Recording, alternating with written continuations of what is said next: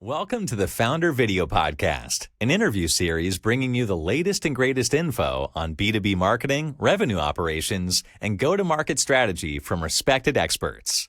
Here is your host, Will Martin. All right, so we're here for another episode of the Founder Podcast, and today we are with Liam Moroney, the co-founder of Storybook Marketing, an agency that helps with running demand gen programs in B2B, of course.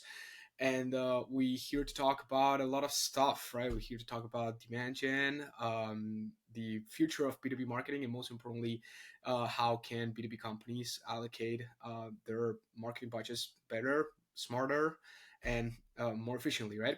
So, the first question that I have to you, well, first of all, welcome. It's a pleasure to have you. And the first question Thank that you I for want to having ask me. I'm you excited. This is going to be fun. Yeah, I can tell already.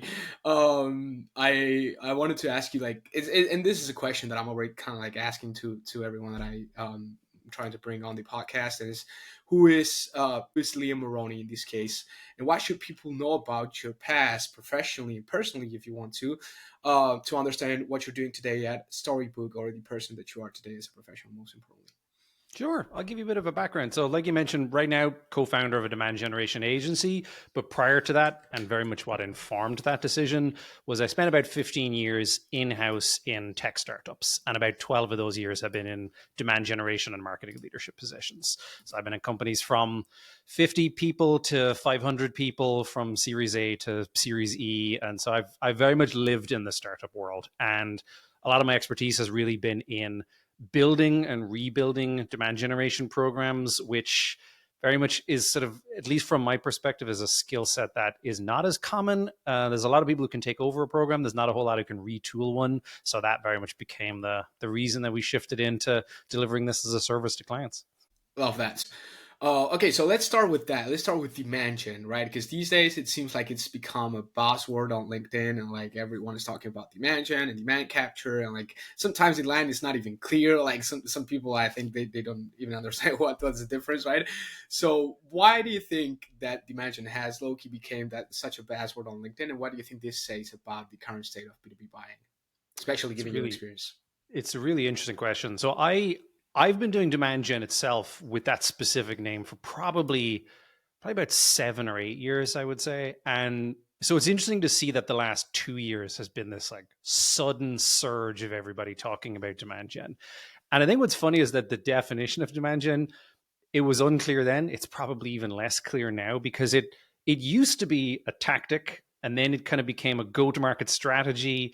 People aren't sure if it's a job or if it's a collection of people's jobs rolled in together. And it differs. It really does differ from company to company. But I think the reason that we're seeing it is, in a lot of ways, demand gen was being looked at as kind of like an antidote to the problem that was going on in B2B. Like a lot of the problems that are in B2B, they're still very much there, but they became really felt over the last couple of years. And the main reason is because they stopped working. So it's funny that when you go way back, like I went to college for marketing, like marketing theory is something that I very much am passionate about.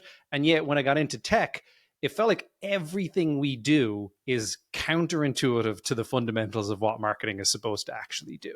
And what I mean by that is almost everything we're doing, and the reason demand gen has become so popular is because we're really conversion focused, we're direct response focused, we're hyper measurement focused, and it colors everything into how can I get people to do as few things as possible, how can I get them into my system as quickly as possible, and how can I try and measure everything that they're doing. And those three things are not how marketing works, and generally never has, because it takes a long time to educate people about who you are. It takes a long time to develop brand recognition alone. It takes an even longer amount of time to get people to understand what your brand does. And it takes a very long time to get them to think of your brand ahead of other brands. And yet, the tactics that we've all been doing have been, let's release one ebook, we'll put a form behind it, we'll get them to fill out that one form, and then we'll hand them over to an SDR team, and they're going to do outreach and try and close a deal. Which means the only way that could work is if you got really lucky, which is kind of what happened a lot of the time. The math just sort of worked in the favor of it. Like, get 1,000 leads, you might get 4 people out of that list might be qualified, but 4 people is 4 people. Problem is that 4 now becomes 3, and it becomes 2, and it becomes 1, and the math is getting harder and harder and harder, and people are getting more and more suspicious. And then the other side of it is you're hoping that someone else has done the work of educating them, which is never a good place to be. And so anyway, the long story short is I think demand gen started to be kind of like a renaissance of marketing in B2B in a little bit of a time, because suddenly people were getting excited about, well, what if we did marketing where we educated people? What if we ungated stuff and gave information away just so that they'd consume it? And a lot of this was great theory. The problem with it, I think, is that theory dies really quickly when it meets the reality of a B2B organization.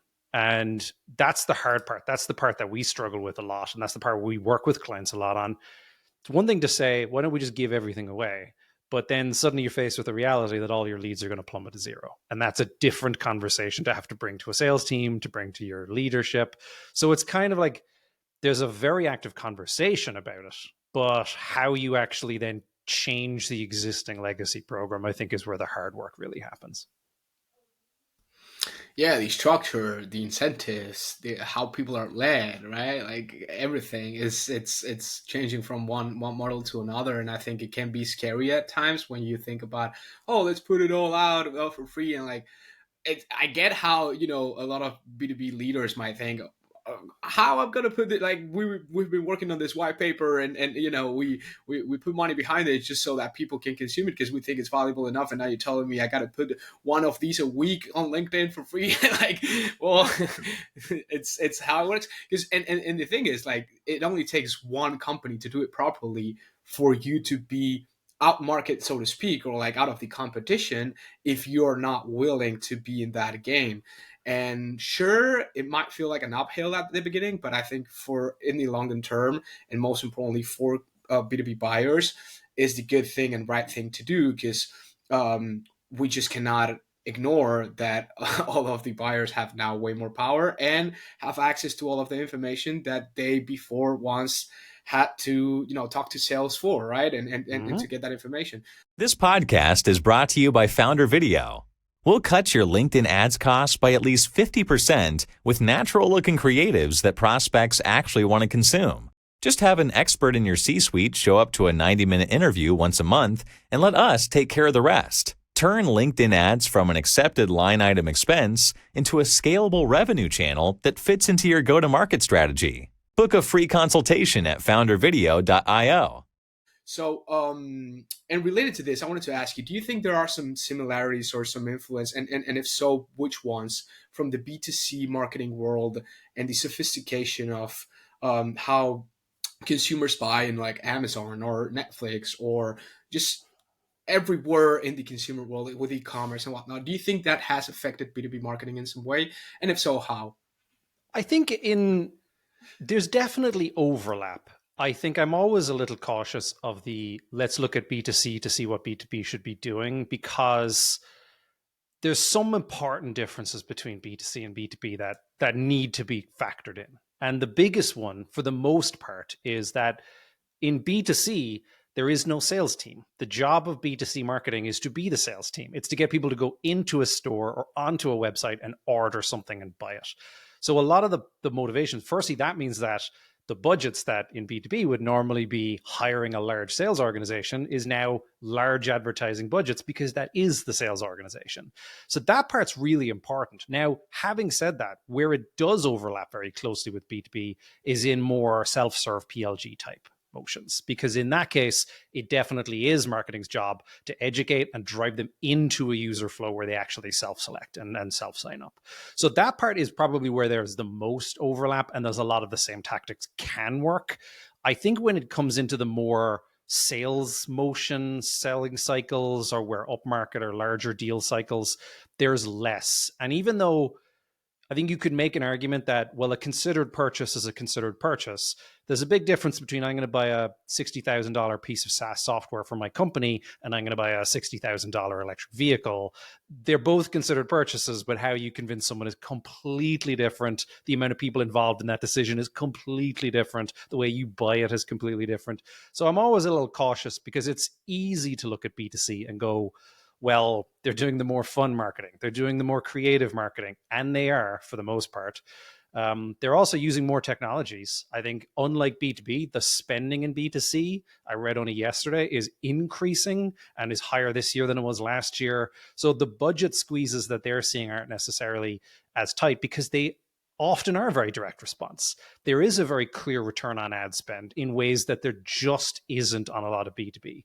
So I think there's things to be learned. The most important thing, I think, is that B2B does one of the most counterintuitive things to B2C, which is everybody tries to look the same, which makes absolutely no sense in marketing. You go to most websites, they have the same layout. They have a tagline. They have a screen with a UX shot on it. They've got a couple of logos and a couple of G2 badges. And their ads look the same. The messaging sounds the same. And if there's one thing that you know about marketing, it's that the job is to stand out and be remembered. And you're not going to do that by looking and sounding like everybody else. So I think from a creative side, there's a ton should be learned from B2C. I think what the actual end result of those actions is depends on exactly what you're trying to do, because marketing's job in a lot of B2B is to make the sales cycle easier. It's to have had more people have heard of them so that they can shorten those conversations. It's to educate the audience, to bring them in, but it's not necessarily their job to sell at the end of the day. Mm-hmm. No, definitely not. Definitely not. And we cannot forget, I mean, Adam Robinson was talking about this the other day on a clip, well, a couple of weeks ago, I think. He was saying that the best sales rock stars are not going to follow the route of SDR to AE as, probably would have done in the past. And these days it's more so like, as a salesperson, how can I become the best creator or the most valuable person in the company by leveraging content and content-driven events, like whether that is webinars or even trade shows or live, as you've done on your LinkedIn as well, right? All that kind of stuff is gonna differentiate a lot salespersons. But at the same time, though, it's, as you were saying, right, the way you buy a 60,000 solution in B2B is way different than the way you buy a Tesla, of course. Yeah. And I made this point in a video as well. Like the difference is like how you buy at Salesforce, how you buy at Amazon. Completely different, of course. Totally. Not even comparable, right? Totally. You mentioned one point before, so that's really interesting, and the emotional side of things as well that I think we can learn from B2C. Kieran, the CMO of Zapier, was talking about the other day on LinkedIn in a post. He was making some predictions on 2026 and whatnot, and he was talking about how segmentation in B2B is going to become more and more about emotion and how this set of accounts feel about our product and what are the feelings that are actually driving the buying committee to take a certain decision in a certain amount of time. All that stuff, super interesting. But I want to get back to one point that you mentioned before when we were talking about demand gen. It's like a lot of the old playbooks are about capturing a demand that's been already created, right? Or relying on what other companies have educated your TAM on, right? And of course, that's not coming from a good place, I think, and it's wrong to think that is a good way to make sales. So I want to get your thoughts on that and kind of like what do you think is the future of companies that are still trying to capture demand and are, so to speak, in sales-led growth motions that are all about doing those lead gen forms and running this gated content and whatnot? What is the timeline that you see there, and what are the patterns? I'm going to give you a very cynical answer, which is I don't think it's going to change as quickly or as radically as a lot of people want it to, as much as I want it to. B2B marketing does not change quickly. And it hasn't actually changed that much in a decade, even though a lot of people believe that the model is outdated, the belief that the model is failing. The industry as a whole changes quite slowly. And the reason is because people like us talking on LinkedIn, we'd love to give ourselves lots of credit, but we're talking to a relatively, I don't want to call it an echo chamber, but to a point it sometimes can be. At the end of the day, VCs influence an enormous amount about how a company should be measured because they're ultimately making a lot of the decisions about whether or not to give any money to them. So that leads a lot of that. Board members are people who've very much been in the industry for a long time. So, we have to be a little bit humble and say a couple of LinkedIn posts aren't going to convince them that 20 years of industry data needs to be completely upended. So that's just not going to go away. But What I do think is happening is there is a change in the conversation, and it is starting to bleed in. So like people like, I know they're controversial a lot, but the Gartners and the Forresters, they have influence. When they decide to take on board what they're hearing and they start to change it, it is going to have a knock-on effect. The startups who are leading the charge, a lot of the companies that we all see on LinkedIn who are doing really exciting marketing, are definitely influencing the bigger companies as well. So it is happening in an organic way, but to say the MQL is going to be dead in 5 years would be nonsense. To say that marketing isn't going to be judged on lead generation is just not realistic for anyone north of maybe 50 employees. Like, it gets really hard because while we may complain about how difficult it really is to show marketing ROI, someone's going to ask for it. It's going to be a requirement. Whether or not it's a really intellectually honest way of doing it, it's going to be a requirement. You're going to have to prove that you were doing your job in some effective way. And I think the most realistic thing that's happening is that what we're seeing a lot of success with clients is not trying to break down their entire measurement model. That's a politically big battle. What's very doable is to start to show the problems in the existing model. So instead of saying, hey, look, we're going to educate you on the fact that realistically, of all the MQLs that you targeted us to generate, maybe 10% of them were real MQLs. Now, it's impossible to get that number to represent the entirety. We're not asking you to lower the target today, but we're asking you to start to explore the opportunity that maybe there are different kinds of MQLs, and maybe we should start to report on them separately, and then monitor that for a few quarters and see if it proves the theory. And if it starts to prove the theory, then we can start to change the numbers. Change happens slowly. It happens individually at a company level, and it happens kind of at a big macro level. And unfortunately, much as we'd love to give ourselves the credit, the LinkedIn narrative is what is motivating it, but it is not what it is changing it.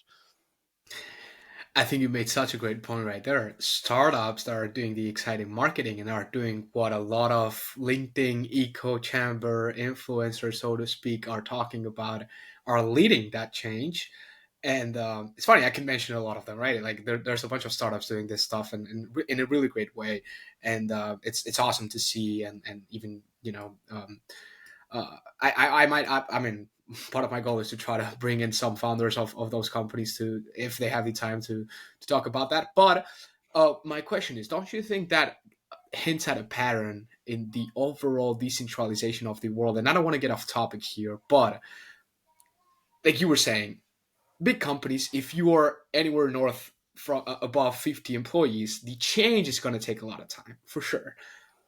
Now we got to think, B2B buyers, where are they buying mostly? And look, this is kind of like my take, not necessarily backed on data, but where are they buying? Are you actually going ahead and, hey, let's take Salesforce, or let's take HubSpot, or let's take, whatever other big software giant that's been in the game for so long, or let's actually pick this new tool that has been in the game for 5 years, but actually caters to us so good that we cannot help but choose it, right? I think, and we were talking about this before hitting record, right? Like the personalization of software and how more unique is that becoming. Don't you think that the power of startups are going to be able to, I wouldn't say lead, but at least accelerate that change? I do think so. I think startups are always the exciting kids doing the exciting stuff that no one else is allowed to and no one else has the bravery to. That said, I do think that the one thing that is worth always unpacking is what influences people, like company to company and industry to industry and persona to persona, is very different. And the biggest problem, I think, and I've fallen into this, and I thank my co-founder for kicking me out of this a little bit, but you mentioned earlier about emotion leading the charge in buying. And that's true to a degree. But I think as marketers, we overestimate what non-marketers do. And in people in startup, we overestimate what people in big companies do. So give you two examples. One is that, and I've said this a load of times myself, that we buy with emotion and we justify with logic. Marketers might do that. We buy because we love the marketing of the brand. We look at startups and we think their marketing's great. We open their emails and click their ads in a way that finance people aren't going to do, that ops people aren't going to do. In a lot of people, ops people, product personas, they're not necessarily buying on emotion. They're buying on very clear logic of this thing has to be reliable. The amount of times we've sold into companies that were finance buyers, their biggest concern is, are you going to be around in 5 years' time? So they don't care how exciting your marketing is. They care about how stable your company is. So like it differs from person to person, because if you're buying a piece of software for a 10,000 person company, you need to be sure that the change management that's required to implement this technology isn't going to have to be undone in 2 years' time when you run out of VC money. So like the incentives and what they care about are very different. And so I think what people trust is often not what we want to believe it is. Like, I'm sure you've seen it. There's a ton of conversation ragging on how no one cares about G2 reviews and the Magic Quadrant and Forrester reports. Yeah, they do. They do. Some people do. Maybe not for the right reasons, but we all know that saying, nobody ever got fired for buying IBM. It's the same reason. Like, you're going to buy something, you're going to put your political capital on the line. You're going to want to make sure it's been vetted by somebody else. And there are buyers who will say, Gartner's done the work for me. That's a safe thing to put my name behind. Is it intellectually the right way to go about it? Probably not. Are there better ways? But not everybody is willing to go all out and be the innovator and champion of brand new technology that hasn't been tested. True, which is you made such a great point, which is actually the underlying reason and the core as to why MQL is not going to disappear in 5 years. Like, it's exactly that, because not everyone, actually just only a few, are willing to innovate and to be disruptive and to do all these stuff that hasn't been done so much in corporate, and that in B2B, of course, takes longer to change, right? Which is okay. And it's not to say there's no bravery in corporate, because it's definitely not true. But I think in the exact same way that we've got the product life cycle, where you've got the innovators, you've got the early adopters, you've got the early majority. Same thing is true for people in their careers. Some people aren't looking to make waves. They're looking to clock out at 5 o'clock, and good for them. Like, there's nothing at all wrong with that. I think the hope is that there are enough innovators who are looking to try and get a better way to have an MQL, so that the rest of the industry will go, let's try and adopt that in the right way at the right time. But so thank God for the innovators, but let's not judge anyone who isn't, because not everyone needs to be. Not. No, 100%, 100%. And it's completely fine. I mean, the world runs itself because of innovators, but in the second order of consequence, because there are people that are not innovators that are willing to be led, so to speak, by innovators, right? And to implement the changes, as you said, at the right time in the right way. So definitely agreed. Let's move on, though. We were talking before, you were talking before, and when we were talking about demand gen and demand capture, the gated content and the forums and whatnot, that speaks, I think, to how B2B marketing budgets, some of them, are being incorrectly spent. And where do you see that, like, since you have that overview now and working with clients and whatnot, where do you see that most B2B companies are incorrectly, quote unquote, spending their marketing budgets in 2024? I think and obviously the answer is always it depends, and it's different for each different company. But I think there's a where people are spending money wrong, and there's a how people are spending money wrong. The where is, like, I read a post this morning that summarized this really well, but I think there was a report from Hockey Stack came out a couple of days ago, and they were showing the state of sort of like paid media, and budgets were nearly 50% LinkedIn and nearly 50% Google. And then there was like a tiny sliver for just about everybody else. And that is surprising, but not shocking. Like, I think Google is still consuming a concerning amount of budget. And I think that's probably the one that's easiest to attack, because we've come into these conversations where people have said, hey, we've got a paid search program that's working really well. And you're like, great. How much of it is branded keywords and how much of it is unbranded keywords? And they go, it's all branded keywords. I was like, okay, you might not actually have the successful program you think you do. You might just be paying people to come in the door. Like, there might not really be anything that you achieved with that. Now, it's easier said than done, and you have to experiment and turn it off to prove that true. But I mean, everybody knows the Airbnb story about they turned off all their paid search and their sales went up. So, like, paid search, especially things where you're bidding on your own name, you're essentially running the risk of just paying for an ad to be clicked that would otherwise have been clicked anyway. And so I think the fact that consumes nearly 50%, maybe even fully at 50% of the budget, is an area that should always be tested and evaluated, because it very much could be waste, and it's easy to validate if that's true. The 50% on LinkedIn makes sense for the reasons that LinkedIn has great targeting. LinkedIn is the better place to do targeting, but it's very expensive and it's very often being used to generate leads on LinkedIn, as opposed to reaching the audience, engaging with the audience, educating the audience. And if that report was true, I think it implies that what I believe is true. Most of the budget is being attributed to lead generation efforts. That's the biggest problem, because firstly, again, to our point, you're essentially trying to grab people and hope that you've got enough already done of the hard work before you hand them over to a sales team. And more often than not, you haven't. And the other part of it is that really the best thing to do when you've got their attention, to try and get them to fill out a form? And like, just take the math of lead gen. You get, let's say, a click-through rate on LinkedIn of 0.5, 0.6% on average. And then you're sending them to a form where maybe 10% of those people will fill out that form. You've already basically lost 98% of all of the possible people that you would have been able to reach, because you wanted to pass them through a very high friction action. And like, that's the way of thinking that I think is often wrong. Like, did you or did somebody else spend some effort and budget reaching the audience with a message that they will remember? And I think if the answer is no, then lead gen is probably being overspent in everything. Couldn't agree more. As a LinkedIn ads agency, we do a lot of digging in the ads library, and it's astonishing the amount of companies that the only thing they're running is in the best in it. Well, and I'm not saying there's a lot of companies, sure, out there that are doing thought leader ads and video and people centric and all that stuff, and really really cool stuff. What you were talking about, which is educating and having people, like having your time actually know about what you do and who you are and why you're better and why you're different and all that stuff, right? There's companies doing that, but the vast majority that are doing LinkedIn ads, the most common thing that you see is a gated asset with a form or a sign up or a free trial or something like that. Single image, static, corporate, boring, not differentiated, right? Actually, this is backed by, Chris Walker said this in a post. I don't know how accurate it could be, but I kind of trust him, I'm not going to lie. And I think it was like around 92% of the average LinkedIn ads budget is spent on lead gen forms, which is the ad type for collecting leads.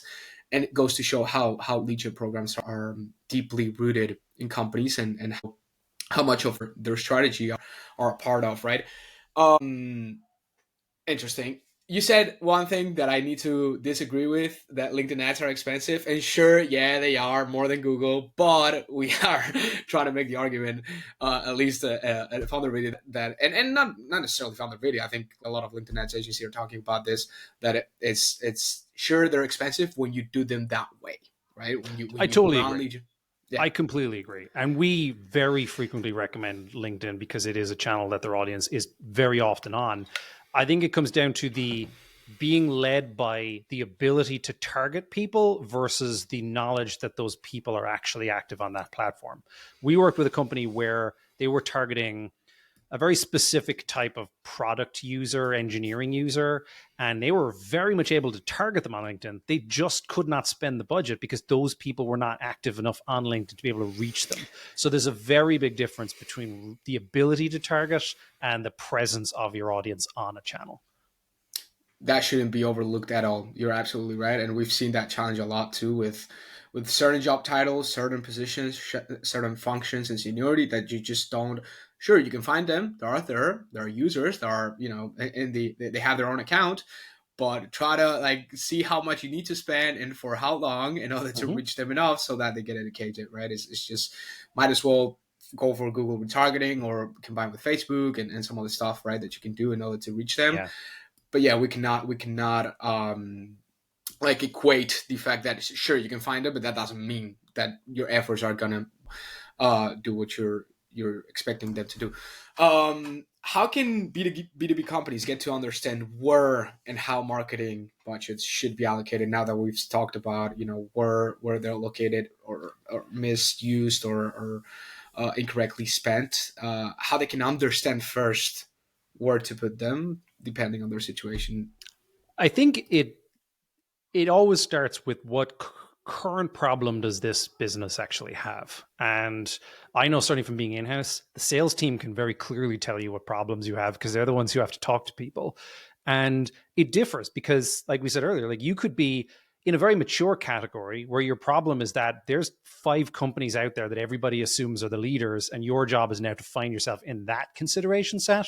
That's a very different problem to everybody's been solving a problem this way, and you have a technology that's a totally new way of solving that same problem. Like, it depends on how much solution awareness there is, if your solution is a new one, or if it's at least similar enough to ones that exist out there, where it's more about showing up as a leader amongst the rest of the pack. And I think the other problem is, like, what problem are the sales team actually facing when they come into conversations? Because most of marketing's job should be solving those problems. What we usually do is we solve what we think the problem is, and what kind of a lot of marketing sales-led organizations do, which is marketing's job is to get leads to sales. So of course, marketing is going to generate a ton of leads. But the problem they should be solving is what's making the sales conversations not happen and not succeed. Is it because you get in there and people are confused about what you do? And we've seen that a ton of times where prospects get on a sales call, they filled out a demo, and they're like, oh, I thought you did something completely different. Well, that's a marketing problem that needs a very specific marketing solution versus I like what you're doing, but I've never heard of you, and therefore I don't trust you. I'm going to go with the ones that I've heard of. And a lot of it is just about like, well, you all look the same, so what's the difference? Well, we need to educate them on the differences. Like, you got to meet them where the problems are in the market. And the problem is marketing tends to solve all problems by getting more leads, whereas the problem might be getting more awareness and getting more understanding in the market. That's much, much harder. And that divides your budget up into much different ways. So I think it's often address that problem and then back into what the marketing plan should be based off of that. Which is exactly what we try to do at FounderVideo. I'm sure you guys do it really in probably better way, but definitely. I mean, it's all about that. It's not, let's not get more leads, let's get less, but let's get better leads that are educated, leads that come to a demo, knowing what they're looking for and knowing what you're there for, right? I think April Dunford does a really great work. I'm sure you know her. This book, B2B Sales Pitch, really great stuff there. And I think that work of working with sales and doing the ICP, like really breaking it down clearly and hooking up the positioning to that, and actually working on sales pitches and trying them out in house, and like, okay, let's get sales to try this, and let's get sales to actually give us a pass on if this messaging is actually working, because they are in the field actually trying it, right? And then let's implement that into our strategies, whatnot. I think that is a big part of the core problem there, that a lot of the positioning is not done right, and as you were saying, right, you got to figure out if you're mature enough, if you could, how much solution awareness there is. I loved that phrase, because it's really important, because based on that, you got to do more or less go-to-market strategy so that you can kind of minimize the difference of people that are not solution aware or the people that are solution aware, and then take them in market, all that stuff, right? So it's really important to take a look at the core, I think, fundamentals there before starting with tactics and specifics 100%. And ad types and whatnot. Cool. Really great stuff there. So once you figure out where marketing dollars should be spent, how do you make sure that teams are aligned to ensure that execution excellence? That when I saw it's a famous hashtag on LinkedIn, I was surprised, because I like the concept of it all, right? Like, how do you ensure that the processes are executed and smoothly, and that everything runs in alignment, and this idea, right, that everyone wants in their company to be true? Yeah, this is a tough one, because I think it's often not fully in the control of marketing. Like, the company has to understand what they think marketing success looks like collectively. That starts at the leadership level and works down. And a lot of the time, marketing leaders, it is their job to try and educate, but it ultimately starts there. Like, marketing needs to be seen as a solution to a specific problem. Once everyone's aligned on that, which I don't want to oversimplify how difficult that can be, then you build the metrics. And I think it's important to go in that way, because this is where the playbook style of marketing fails, where you take the way other people measure marketing and you just use it in your own organization. But in reality, you have to decide, like, what is the timeline of these things? Like, how quickly should you be seeing demo requests coming in? Depends very much on how mature your company is, mature your organization is, how much existing brand awareness you have. So a lot of it is about getting everyone to collectively agree, what problems are we trying to solve in marketing? And I think you can be very successful if you try and enter these conversations by saying, let's put metrics aside for a second. Our job, once we come out of this meeting, is to figure out the best ways to measure if we're succeeding at that. But before we get there, let's decide on what the problems are. And then once we've all collectively said, let's weigh them out. Most of our problem is brand awareness. Some of our problem is we don't have enough people for the sales team to speak to. Their outbound isn't successful anymore, whatever it might be. Then you can start to say, well, what does a balanced measurement framework for this look like? Because you should be trying to measure, are more people aware of you? And that could be as simple as, are people searching for your brand on Google? Is that a good way of measuring it? Are you hearing better feedback in the sales conversations on things like gong calls? Are you getting more share of voice on social? Are your followers going up? Is your database getting bigger? There's a million ways you could proxy that measurement. But at the end of the day, everyone has to be aligned to the fact that the goal isn't to get as many leads as possible. It's to get as much of the audience aware of us as possible, and then be able to track that progress in terms of more people coming to the website, better quality people come to the website, better quality people coming into the sales conversations, and better outcomes from those conversations. Those are the things that matter. Of that. In that context, what do you think about self-reported attribution, and most importantly, done at scale? I think it is an important addition to the attribution conversation. It is not a replacement for it, and that's the bigger risk, because I think what self-reported attribution can do is it can shine a light on the tactics that would never have otherwise shown up in your attribution software. Podcast being a really good example. There's just no real way to easily show that up beyond, some gong calls have shown it. It gets mentioned. The other problem with self-reported attribution, of course, is that there's a recency bias, and there's just, generally speaking, kind of an overall bias too. People will pick out what they think was the thing that brought them in, but it might be the biggest thing that brought them in, but doesn't mean it's the only thing that brought them in.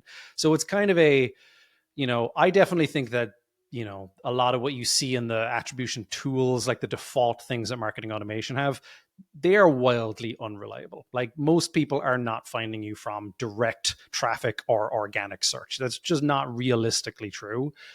But it's also important to remember, is something's job in marketing to be directly attributable, or is it to be an assist to things that are directly attributable? A podcast is not a lead generation effort. It is a brand awareness and affinity effort. So you put it in a different box and you say, we're not looking to have deals attributed to podcasts. The deals will come from the sales effort or the events that we attend, where those conversations turn into an actual realistic conversation. So it's less about should everything be attributable and more what's people's job, and what's the best way of finding out, is it at least anecdotally or directionally working. Love that.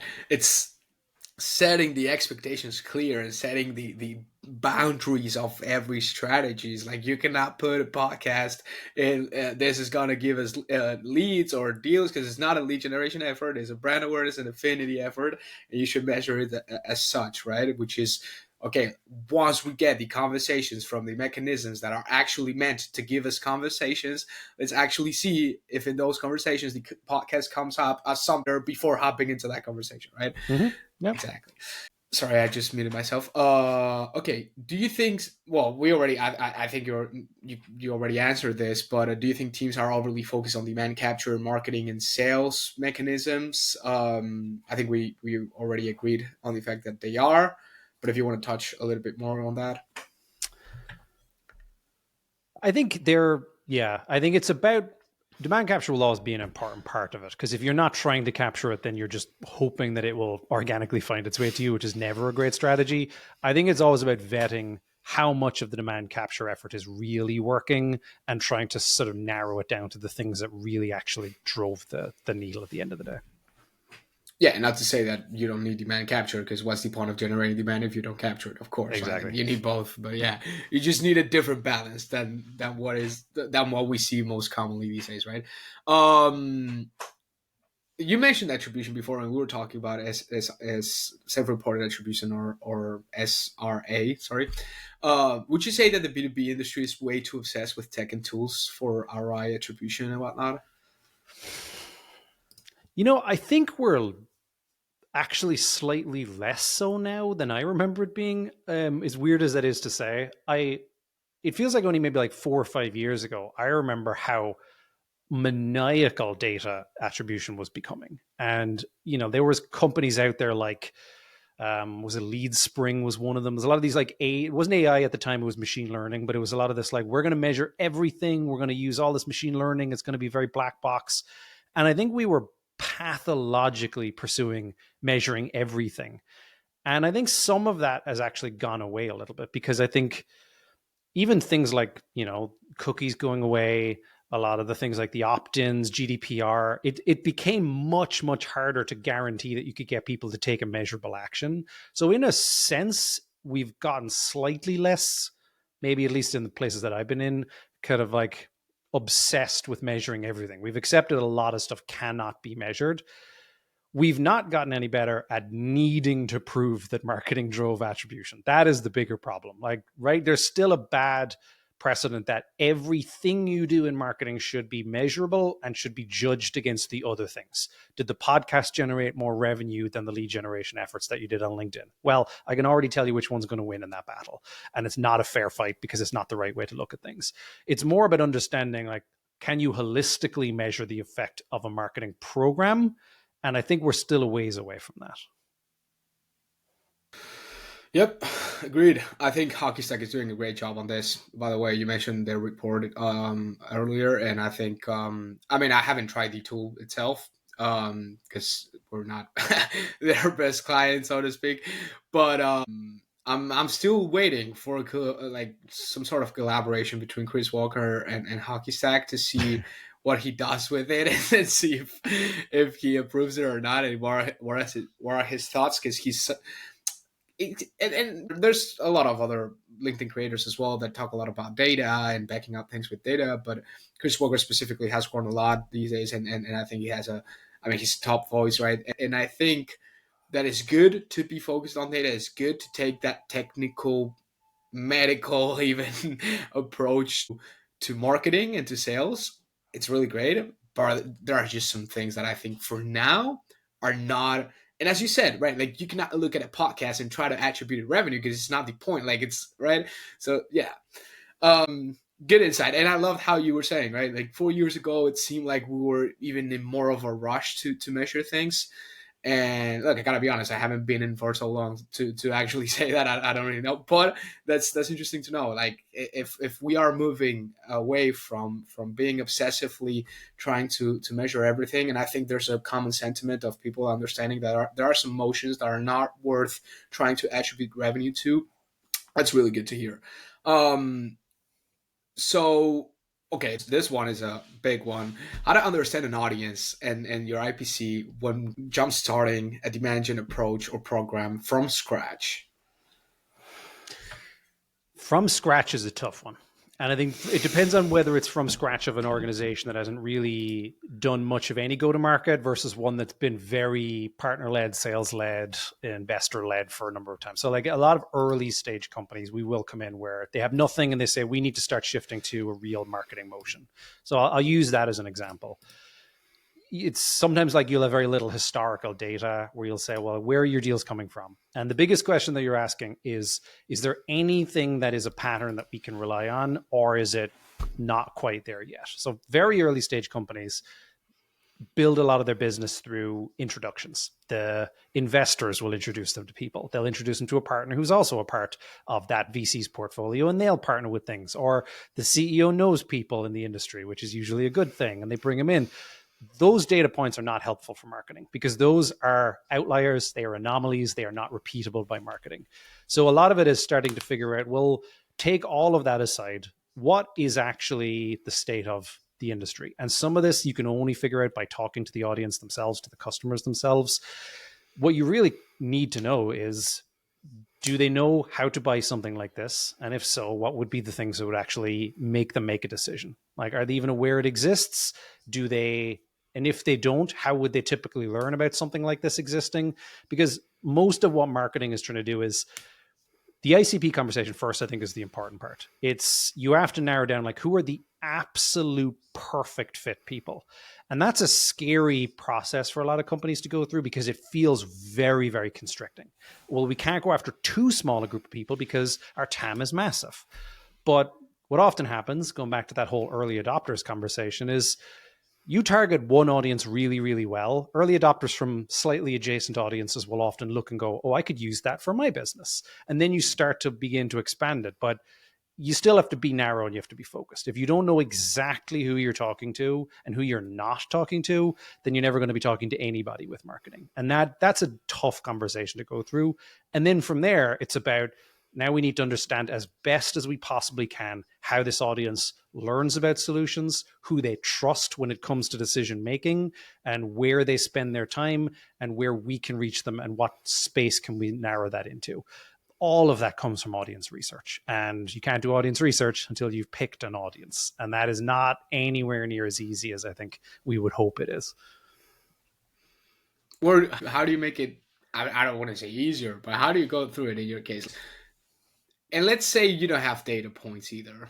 Let's say like that's why I said from scratch, and I get it's super hard. You even probably don't work with companies that are that early stage or that don't have enough data or whatever. But let's imagine that, like, if a company has built a product that is really great, whatever, but they don't have that market insight of what you said right there, right? Like, what is the state of the industry? And they're not clear on their ICP. They're not clear on their best customer. Neither they can do a revenue analysis to figure that out because they haven't been in market for so long, right? For long enough to actually do it. So what would you say to that? Like, where can you start picking indicators that can lead you through that, let's say, tough path, right?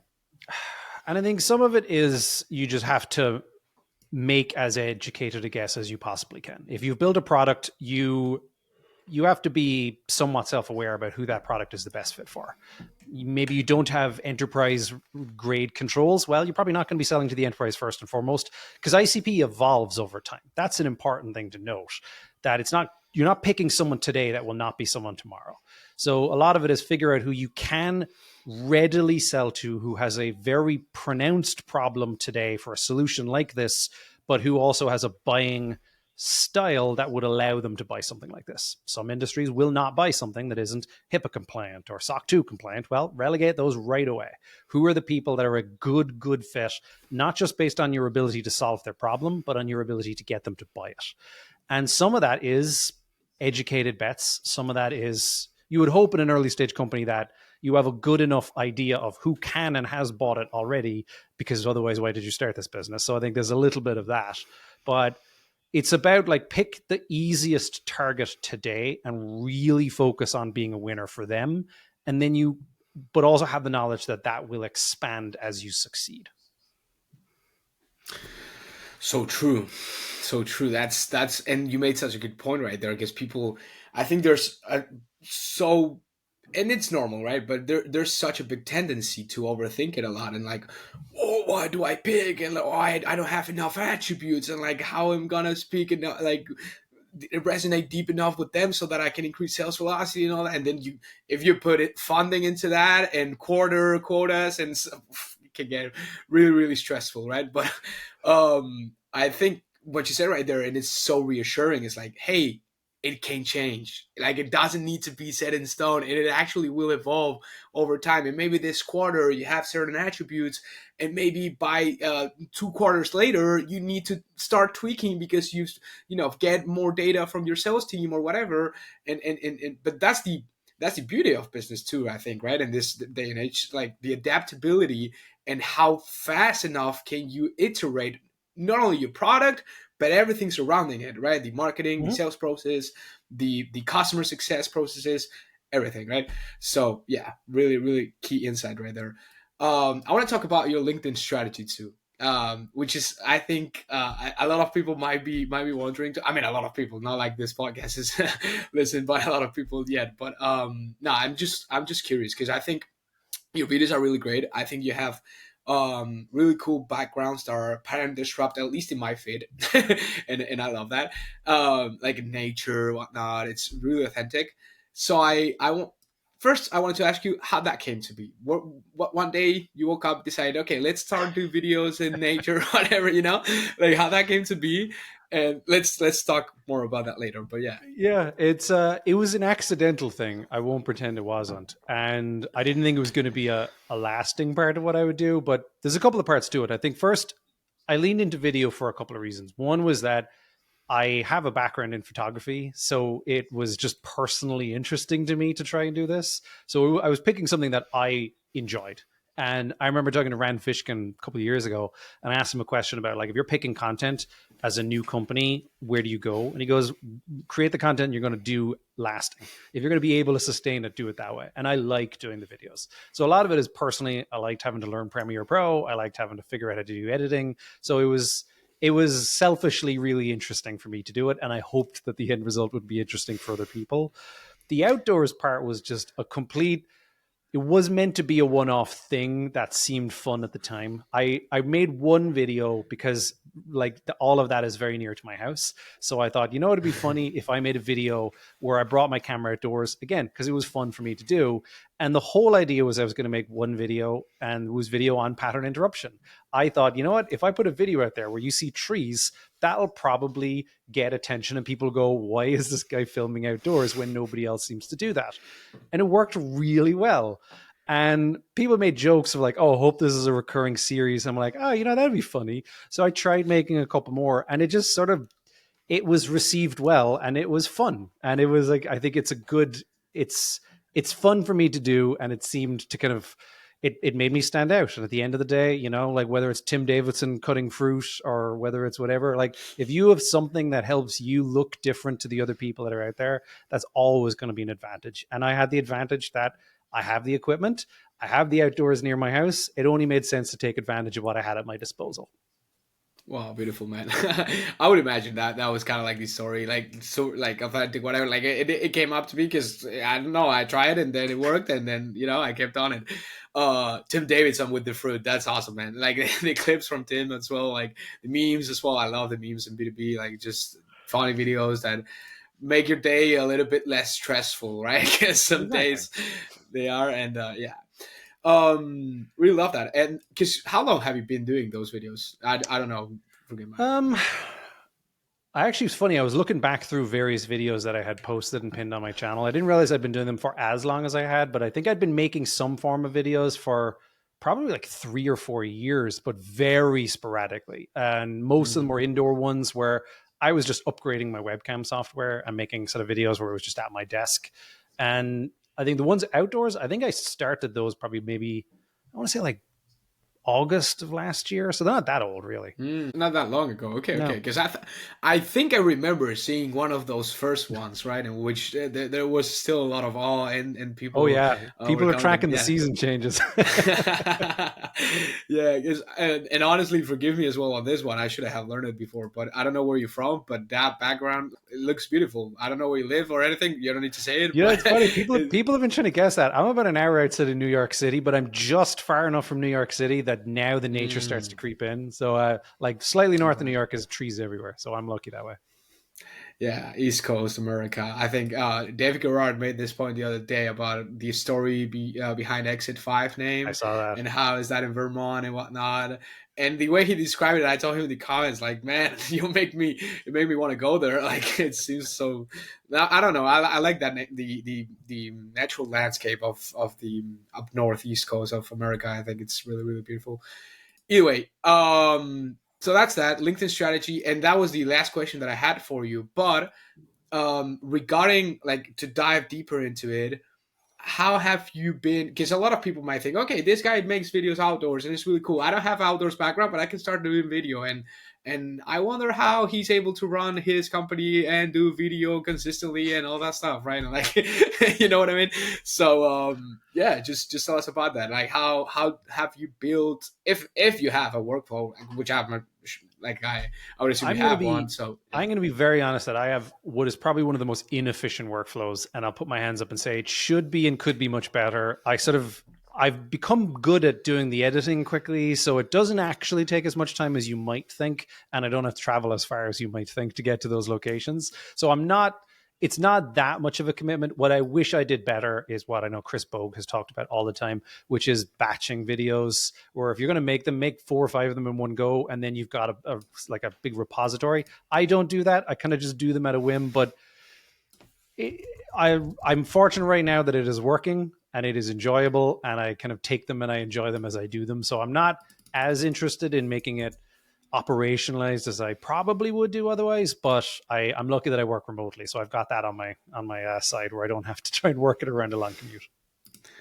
Yeah, remote work for the win. It's the future, of course. I mean, it's already today. Like, I think since COVID, it changed so much, right? But interesting. So you'll have a workflow, but okay, that's interesting. I mean, you admitted that it's not as efficient as it could be, which is interesting. But I think part of the reason why it's so authentic in a lot of cases is because of that. I think there's a tendency, and I've seen this myself too. Like the moment I started to operationalize or build a really, really robust workflow around my LinkedIn content, I find myself not having the time or not being able to, I'm not allocating as much time as I used to ideation and thinking about new stuff, because now I plan the week ahead, and so I just need to schedule the videos and whatnot, and then the best insights you might lose from that, in some cases. I agree. And I think people got way too obsessed over the last couple of years of trying to beat the algorithm on LinkedIn, and it was about post every single day, and so it became about how much content can I produce. And there were people saying like, I spend 2 hours on a Sunday and I use ChatGPT and I come away with 27 pieces of content. And I doubt the quality represents the volume. I just don't believe that that's the case. I would rather put out a video every few days without really any cadence, but know that at least I'm proud of the ones that I'm putting out, than say I put out a video every single day and boast about how efficient I am by doing it. Yeah, I mean, not to say I'm not proud of the videos that I post. I gotta make that clear. Like, of course I am, but because I think they're taken from long form pieces of content. They're taken from interviews that we're doing now with the podcast, and the guided interviews themselves that we do in house, like I do with my partner. So yeah, but still, I think on top of that, like, it's cool to build that. It's cool to have an efficient workflow, whatever. Like, that's great because it ensures you have a baseline that is perhaps higher than the average, right? But on top of that, you should never stop to be in the platform, like actually, consuming other people's content and letting yourself spark your mind and actually come up with better new ideas. Because the only way to get better ideas is to think more and to come up with more ideas, right? Yep. Than you would Completely think. agree. So Completely agree. I mean, that's super obvious, but either way, okay, really great stuff, Liam. It's been a pleasure to have you. I think we can leave it here. We're not marking the 1 hour for the pod, but I think it's good enough still. We touched on a lot of topics. You've been really efficient with your answers too. So, but yeah, either way, if anyone still is listening at this point, I just wanted to say, where can people find you apart from your LinkedIn, of course, and just your website and, what you guys do, what kind of companies can you help if someone that is listening to this might be interested or whatever. Sure. Yeah. So apart from LinkedIn, you can check out the website on storybookmarketing.io. And if you're a B2B SaaS company, especially ones who have system setups like marketing automation tools and CRMs, and you're trying to run complex programs, we might well be a solution. Awesome. Well, it's been a pleasure to have you, Liam, and we'll be hopefully having you sooner rather than later. And we'll be seeing you on LinkedIn in the feed and comments and whatnot. And see you around. It's been a pleasure. I appreciate you having me. Thank you. Thank you for listening to the FounderVideo podcast with Will Martin, and we'll see you on the next episode.